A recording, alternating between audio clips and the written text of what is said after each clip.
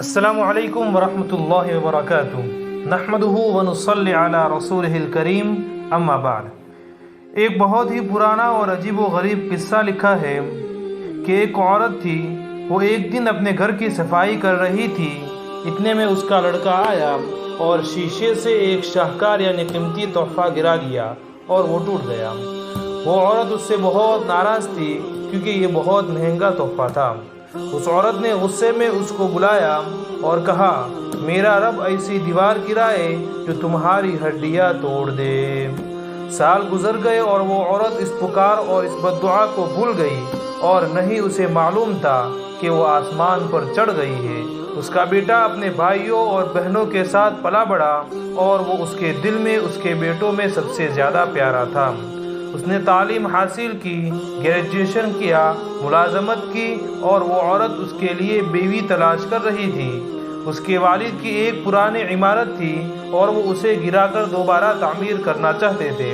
اس کا بیٹا اپنے والد کے ساتھ عمارت کی طرف گیا اور مزدور منہدم کرنے کی تیاری کر رہے تھے اور اپنے کام کے درمیان اس کا بیٹا اپنے والد سے دور چلا گیا اور کارکن نے اسے نوٹس نہیں کیا تو دیوار اس پر گر گئی۔ بیٹا چیخا اور پھر اس کی آواز بھی غائب ہو گئی۔ کارکن رک گئے اور سب پریشان اور خوف زدہ ہو گئے۔ انہوں نے بڑی مشکل سے اس سے دیوار ہٹائی اور ایمبولینس آئی اور اس کا جسم لے جانے کے قابل نہ رہا کیونکہ شیشے کی طرح گر کر ٹوٹ گیا تھا، تو انہوں نے اسے بڑی مشکل سے اٹھایا اور انتہائی خطرناک حالت میں منتقل کیا۔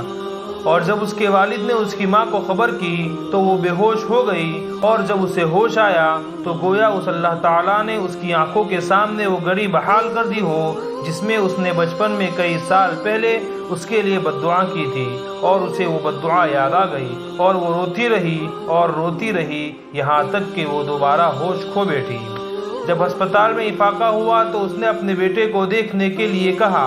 اس نے اس کو دیکھا، ان لمحوں میں دل کی دھڑکن رک گئی اور اس کے بیٹے نے آخری سانس لی۔ اس نے روتے ہوئے کہا، کاش وہ دوبارہ زندہ ہو جائے، گھر کے تمام فن پاروں کو توڑ دے، بس میں اسے نہ کھوؤں، کاش میں گونگی ہو جاتی، اس کو بددعا نہ دیتی، کاش کاش کاش کاش کاش کاش، لیکن کاش لفظ کا وقت پورا ہو چکا تھا۔ ایک شخص عبداللہ بن مبارک رحمۃ اللہ علیہ کے پاس آیا اور اپنے بیٹے کی نافرمانی اور شکایت کی۔ ابن مبارک رحمۃ اللہ علیہ نے مجھ سے پوچھا، کیا تم نے اس کے لیے بددعا کی ہے؟ اس نے کہا ہاں۔ ابن مبارک رحمۃ اللہ علیہ نے کہا، جاؤ، تم نے ہی اسے خراب کر دیا۔ ہر ماں اور باپ کے لیے میرا پیغام، اپنے بچوں کو غصے میں بددعا دینے میں جلدی نہ کرے۔